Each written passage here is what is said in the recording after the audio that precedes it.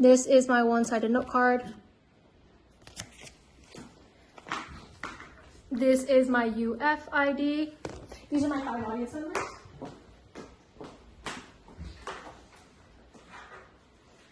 Extinction. Extinction means it's the end of a species. Over time, extinction has become a rough reality that lots of animals are facing. According to the IUCN, which is the International Union for Conservation for Nature that advocates for these animals, around 40,000 species right now are facing extinction. Even one of our family favorites that we've all seen in the zoo or even in the movie Dumbo, elephants. Today, I would like to inform you guys about the challenges these animals are facing and some of the conservation efforts aimed to help increase their population. You might be thinking, why should I care? How do elephants impact me? What can I gain from this? Well, something you guys may have heard of before are that elephants are keystone species. According to the World Wildlife Fund, which is an organization advocating for a variety of different species in the wild, elephants help to maintain forest and savanna ecosystems for other species and are tied to rich biodiversity. This means they have a huge impact on the species that we have maybe come to love and depend on and our own ecosystems. So it's important for us as individuals to understand some of the challenges not only elephants, but all species suffer in the wild and how we can help advocate and act in our own community. I myself have advocated for elephants at a local AZA accredited zoo called Zoo Miami, and I have attended workshops with these different professionals working in the field, and I have done research on my own. So I do have a foundation about understanding elephants and their behavior and their challenges they're currently facing. So today I would like to go over with you guys the importance of elephants in the wild, the challenges they are currently facing, and some of the conservation efforts right now helping to increase their population. So first, I would like to go over with you guys why elephants are important to us. So like we mentioned before, elephants are a keystone species. You guys may have heard about this when you guys were back in high school through your biology teacher, but something you guys may have not heard about before is that they are ecosystem engineers. What this pretty much means, according to Heather Fritz, which is a researcher in his peer-reviewed journal in 2017, is that ecosystem engineers are agents of habitat change that affect basic functions and processes of ecosystems.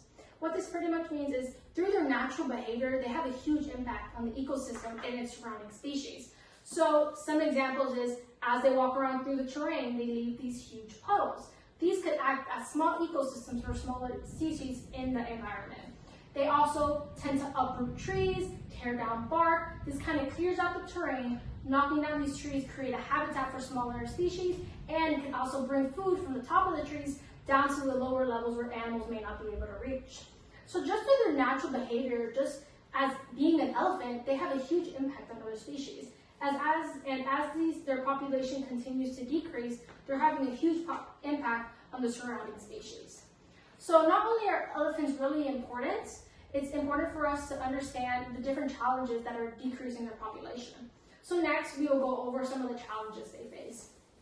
Some of the challenges you guys may have heard from any species is habitat loss, deforestation. These are all very well known, as well as poaching and human-animal conflict. So you guys may have heard poaching before, and poaching is a really huge issue for these elephants. According to the World Wildlife Fund that we guys mentioned earlier, the biggest threat to African elephants is poaching, and the biggest threat to Asian elephants is habitat loss and human conflict. So poaching, you guys might be wondering, what exactly is poaching for? What are they hoping to gain from this? So poaching is, they're killing these animals for a specific resource they may provide. For elephants, it's ivory. Ivory is very expensive. It's something you find in common knickknacks around the house, and in lots of cultures, they believe it to be used to cure certain common illnesses. So the ivory in their tusks is what these poachers are really targeting. And this is having a huge impact, especially in Asian male populations. Over time, Asian males are now evolving to no longer have tusks, since males without tusks are no longer targeted and are more likely to survive, rather than Asian males that do have tusks. So another key issue that they are facing is human-elephant conflict. So as deforestation occurs and they're losing lots of their habitat, the thin line between animals and humans are wearing down. So as elephants continue to forage for food food and find new habitats to obtain, they are coming across different human villages and taking over their crops, which is causing a huge conflict between these villagers and the elephants. According to an ecologist and anthropologist at the University of Maryland, Elgin Stafer and several researchers in her reviewed article in 2019, India had about 400 people and 100 elephant deaths due to elephant-human conflict, and around 500,000 families are affected due to crop breeding. These are massive issues these elephants are facing every day, and it's important for us to understand, what are we doing about it? Different conservationists are now setting up different organizations and projects to help rise up their population growth. So next, we are going to talk about conservation and what is being done right now. So I pulled up two different stories about conservationists and what they're doing. The first one is Elephants and Bees, which is an organization targeting human-elephant conflict. What they're doing is they are putting bees around the surrounding areas to kind of scare them off because elephants have fear of bees. This is going to prevent elephants from going and raiding these territories in the future.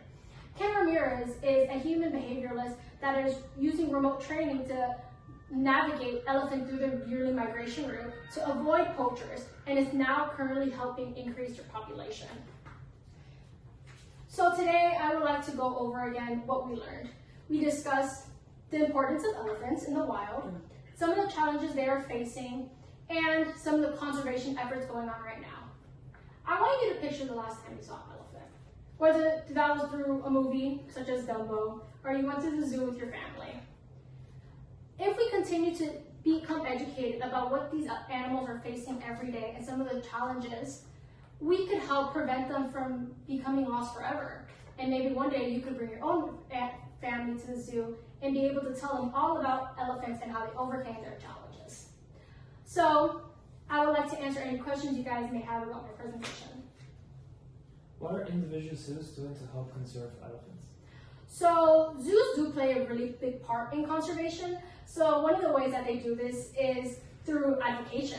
Advocating is a really important part. So at Zoo Miami, they have daily zookeeper talks where they go to the general public, they kind of talk about exactly what these specific elephants are, some of the challenges they face in the wild, and some of the conservation groups that are aiming to help increase their population.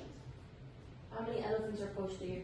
So according to National Geographic, which is a well-known organization again for the environment, for people in international countries, and for animals in general, they say around 30,000 African elephants are killed every year out of the 400,000 African elephant population. What is the difference between an Asian and African elephant? So African elephants are going to be your stereotypical elephant. That's the elephant you see in Dumbo. That's a lot of the elephants that you guys will see in geographics and like different movies. They're going to be big, they're going to have long trunks, and they're going to kind of be grayish in color, and they sometimes throw play and look orange. Asian elephants are a lot smaller, they have pink freckles, and they don't have the ears the shape of Africa. They're like a lot tinier, but they are still very, very cute. Any more questions? Okay. Thank you for your time.